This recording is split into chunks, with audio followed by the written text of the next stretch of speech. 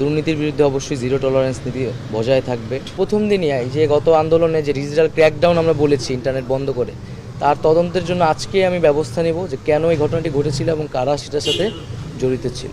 আমাদের পুরো আন্দোলনেরই কিন্তু একটা মোটো ছিল যে আমরা একটা মেধাভিত্তিক বাংলাদেশ গড়তে চাই। তো আমি মনে করি যে আমাদের প্রশাসনেও যাতে সর্বোচ্চ গুরুত্বটা পায় মেধার ভিত্তিতে, যাতে এখানে যারা কাজ করছে তারা সেই সুযোগটি পায় এবং দুর্নীতির বিরুদ্ধে অবশ্যই জিরো টলারেন্স নীতি বজায় থাকবে।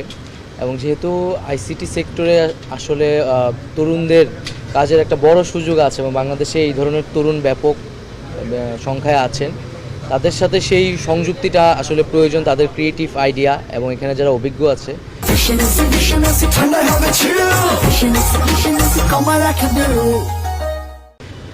তাদের একটা সংযোগ ঘটানোর মাধ্যমে একটা তথ্য প্রযুক্তির যে বিপ্লব চলছে সেখানে বাংলাদেশকে নেতৃত্ব দিতে আমি মনে করি বাংলাদেশের তরুণ প্রজন্ম সক্ষম, শুধু প্রয়োজন তাদেরকে সেই সুযোগটি করে দেওয়া।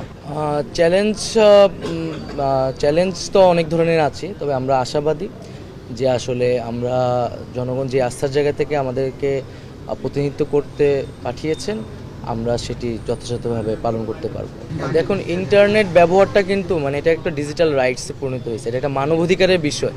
তো ইন্টারনেট বন্ধ বলেন বা সেটাকে সীমিত পর্যায়ে নিয়ে আসা, এই মানবাধিকার বিষয়টিকে মাথায় রেখেই করতে হবে, যাতে কারো মানবাধিকার লঙ্ঘিত না হয় এবং তথ্যের অবাধ প্রবাহ থাকে, যাতে সাংবাদিক সহ শুরু করে সবাই সেই সত্যটি জানতে পারে।